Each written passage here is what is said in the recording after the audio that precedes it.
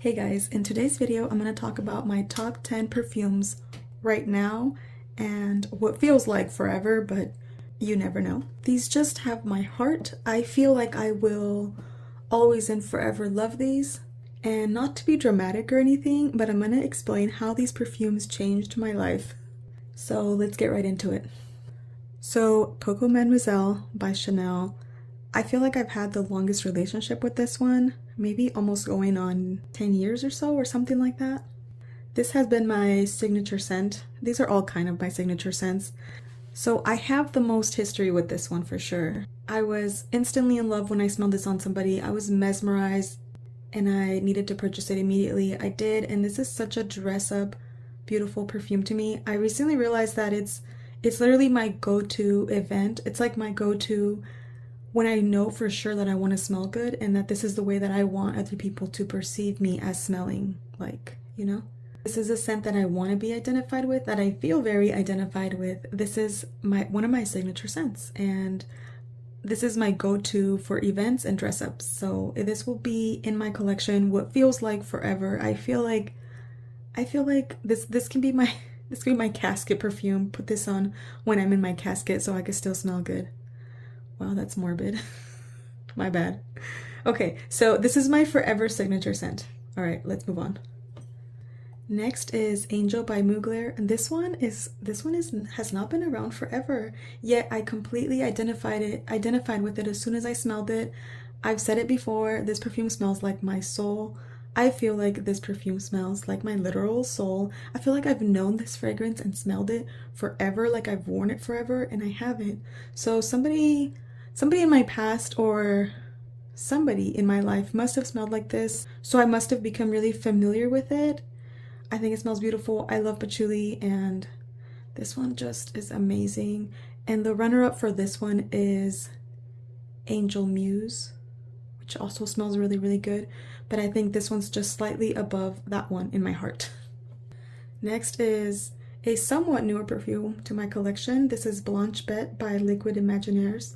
Absolutely beautiful. I was in love with it the first day when I tested it. Not a love at first sniff, which is really weird. It wasn't like, oh my gosh, what is this? It was something that I had on my hand and I just kept getting whiffs of, and the whiffs were delicious and amazing and very nice and comforting. And the more I got to know it, the more I fell in love.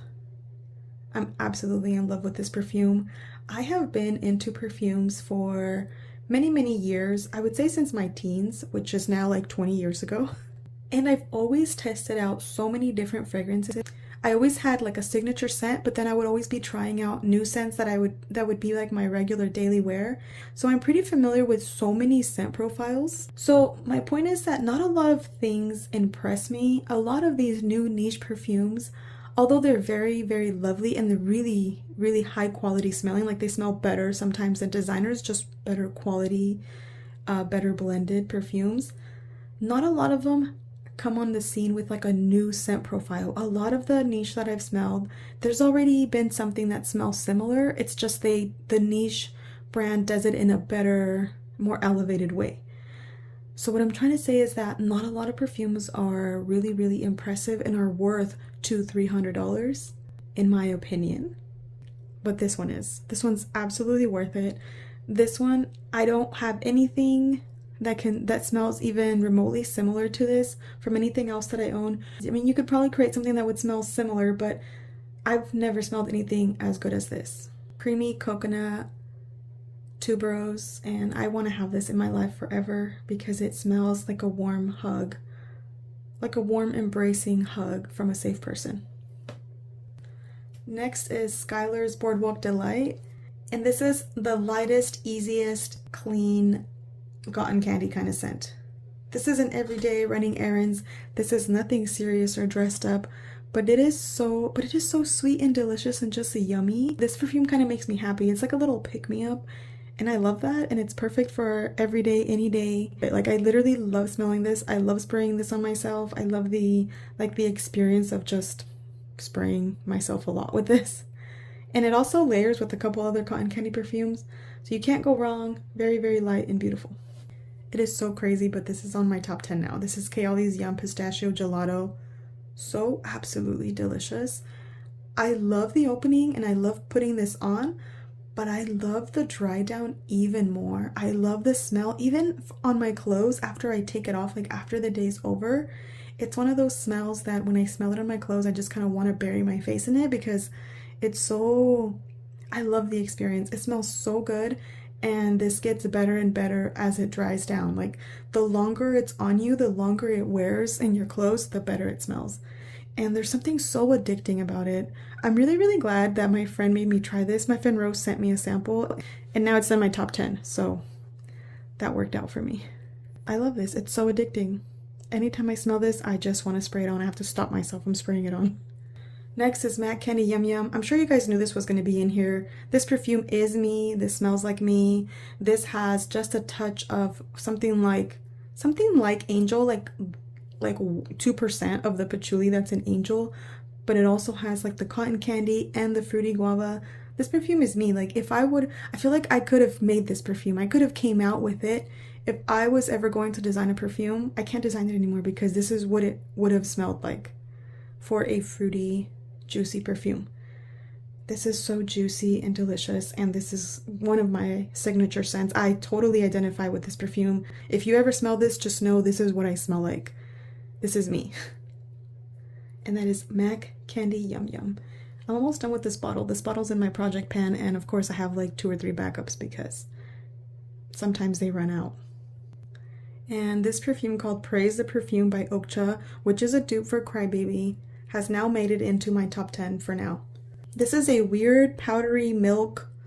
I guess it has strawberries. I don't smell the strawberry. I just smell like a powdery milk with some herbs. It's so weird, so good, so amazing, delicious, very unique. It's almost like weird, but I love it. I love what's weird about it. There's this almost stinky herbal opening, and I love it. I find this perfume so intoxicating, so addicting and alluring. It's not a serious dress-up perfume either. It's kind of, if anything, it's a little bit more like, I don't know, the word isn't cheap. It's just, it's not a super fancy smelling perfume, but I absolutely love it. I think Okcha really nailed it. This is such a beautiful perfume. I have another dupe from another brand, and it doesn't smell as good as this one. This one just hits the spot. Absolutely amazing. Okay, this is a weird one. I've had this for a little while, but it just now made it into my top 10. This is Le Petit Robe Noir Intense, I believe. I love this. This smells almost like if you would have combined something like Coco Mademoiselle with a fruity berry perfume, kind of like MAC Candy Yum Yum. So it kind of gives me vibes of both of those. If they would have got together and made a perfume, it would be something along those lines. So this has fruity, youthful aspects while still having like a grown-up base, like a grown-up dressed up sexy base. And then there's just this youthful fruitiness to it. It's a beautiful combination, and the more I wear it, the more I fall in love with it. I just want to keep wearing it because it's super beautiful and addicting.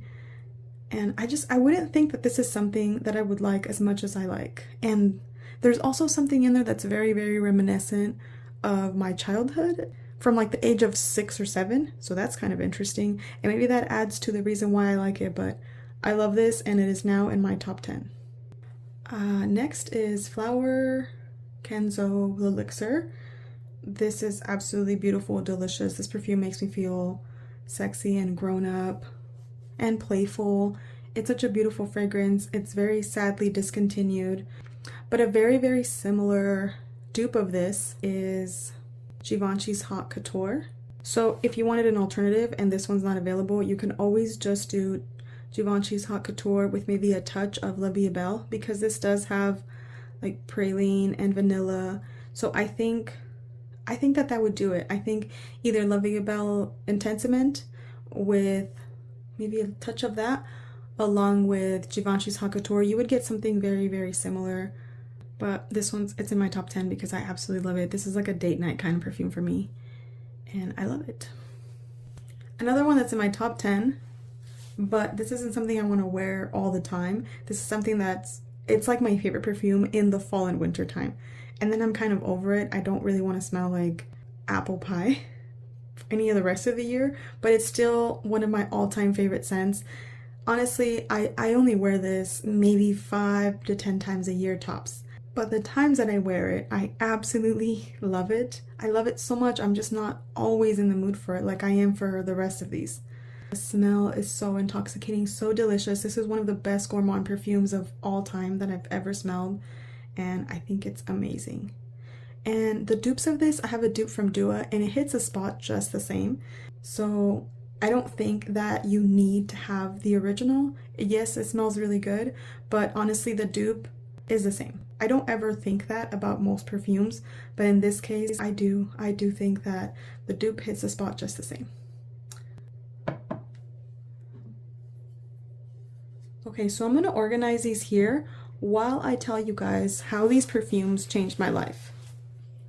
Not just because they evoke amazing, like warm and almost healing feelings or just comfort or things like that, because perfumes do that for me. Like I almost have a visceral reaction to a lot of these where they help with my anxiety. They help with, like, you know, difficult moments.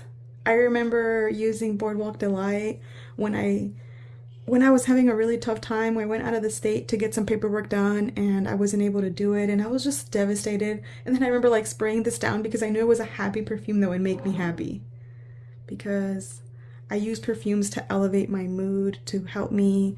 Just, they changed my life in that way by smelling them. But the other way that these have also changed my life or my mind is that I want to declutter almost half of my collection in the next year. And the reason why is because anytime that I wear other perfumes that are not as good as these, I'm taking time away from wearing these.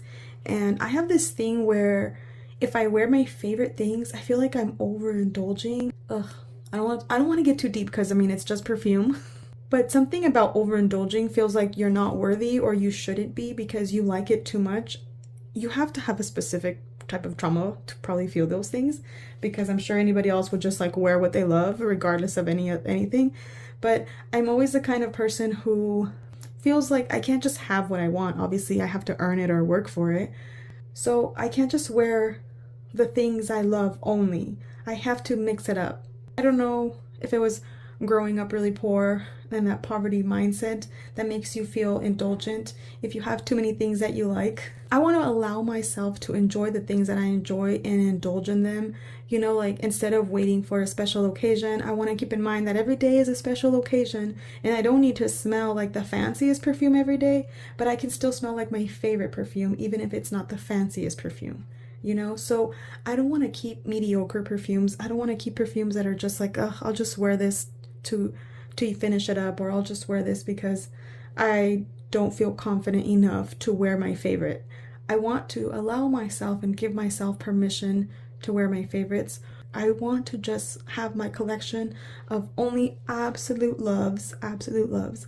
So that's how these perfumes have changed my perspective on my entire perfume collection. I want to make room for only my loves and not waste any time on mediocre perfumes. That's it. What do you guys think?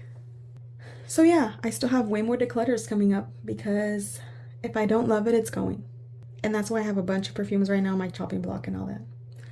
So that's it for my video. Thank you guys so much for watching. Thanks for hanging out with me today. I will see you guys in my next video. Take care. Bye.